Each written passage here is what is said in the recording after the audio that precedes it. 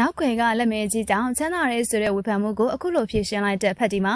လက်မဲစည်းတဲ့လေးဖက်တီမှာတယောက်ဘလို့နီးလန်းနေနဲ့ဒီလောက်အထိချမ်းသာကြွားလာတယ်လဲဆိုတော့တနိုင်ငံလုံးကသိကျင်နေကြတဲ့အကြောင်းအရာတစ်ခုပါရှင်။ဒါမှစင်ရသားတွေမပြောနဲ့ပြည့်စုံချမ်းသာတဲ့လူတွေတောင်တော်မကုန်နိုင်လောက်အောင်ပတ်စံနေထားစရာမရှိလောက်အောင်ချမ်းသာတဲ့ဘဝကိုရရှိဖို့ဆိုတာကတော့အိမ်မက်တစ်ခုလိုပါပဲ။ဒါကြောင့်ဖက်တီမှာကတာမန်နီးလန်းနဲ့ချမ်းသာလာတာမဟုတ်ပဲနောက်ကွယ်မှာကုညီပတ်ပိုးပေးနေတဲ့လက်မဲကြီးတွေရှိနေပြီးတော့တချို့တော့မကောင်းတဲ့နီးလန်းတွေနဲ့ချမ်းသာလာတာဖြစ်မဲ့ဆိုပြီးတော့ online ပေါ်မှာပြောဆိုဝေဖန်မှုတွေရှိနေတာဖြစ်ပါတယ်။ပညာလည်းမကျက်ဘွယ်လည်းမရတဲ့လမ်းဘေးဈေးတဲ့တယောက်ကဒီလိုမျိုးတနိုင်ငံလုံးအတိုင်းအတာနဲ့အောင်မြင်ချမ်းသာလာတာပုံမှန်မဟုတ်နိုင်ဘူးလို့လည်းသုံးသပ်ပြောဆိုနေကြပါတယ်။ပြောရမယ်ဆိုရင်တော့လမ်းဘေးဈေးတဲ့ကတက်တက်လုံးလမ်းဘေးမှာပဲနေပြီးတော့ချမ်းသာဖို့အိမ်မက်မက်ခွင့်မရှိဘူးဆိုတဲ့သဘောမျိုးပါ။တယောက်ကဝေဖန်လိုက်တဲ့အခါမှာအားလုံးလည်းဒါကအမှန်တရားပဲဖြစ်မယ်ဆိုပြီးတော့ထောက်ခံနေကြပြီးဖက်တီမာရဲ့ချမ်းသာမှုကိုမမျှတဘူးလို့လည်းပြောဆိုလာခဲ့ကြပါတယ်။ဒီလိုဝေဖန်မှုတွေကိုကြားပြီးတော့ဖက်တီမာလည်းတော်တော်လေးကိုဝမ်းနည်းနေရပါတယ်။ဘာလို့လဲဆိုတော့သူမရဲ့နောက်ကွယ်မှာဘယ်သူမှမရှိပဲကိုနဲ့ကြောပြင်းမရှိပြီးတော့တယောက်တည်းဘလို့ခက်ခဲစွာစူးစမ်းရုန်းကန်ခဲ့ရတယ်လဲဆိုတော့သူမအသိဆုံးမလို့ပါ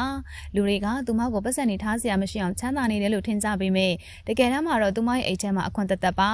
အဲ့ဒီလိုပြောလို့စီးပွားရေးအဆင်မပြေတာတော့မဟုတ်ပဲသူမရဲ့ဈေးကွက်မြင်မှုကြောင့်ပစ္စည်းတွေကလည်းရောင်းအောင်ကောင်းပြီးတော့ဆိုင်တွေကလည်းဖွင့်နိုင်နေခဲ့တာကတော့အမှန်ပါပဲ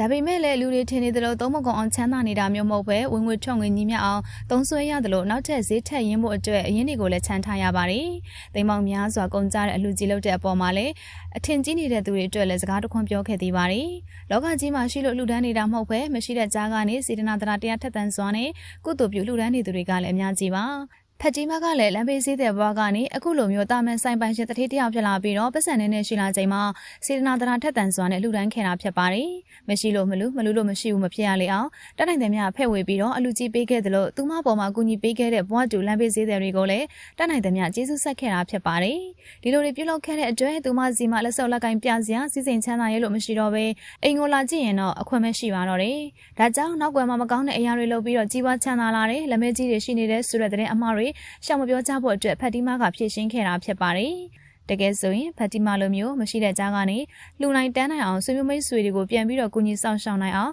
အားလုံးကအတူယူပြီးတော့ကြိုးစားကြရမှာပါ။သူမရဲ့ဘဝကန်ဆာတာတက်လာတဲ့ချိန်မှာအလုပ်တွေအဆင်ပြေလာပြီးတော့ဘိုက်ထဲကရင်သွေးလေးကိုတော့မငဲ့ညာနိုင်မယ်ကြိုးစားခဲ့ရတာတနိုင်ငံလုံးသိပြီးသားပါ။သူများတွေလိုင်းသုံးပြီးတော့ပြောပါနေချိန်ဖက်တီမာက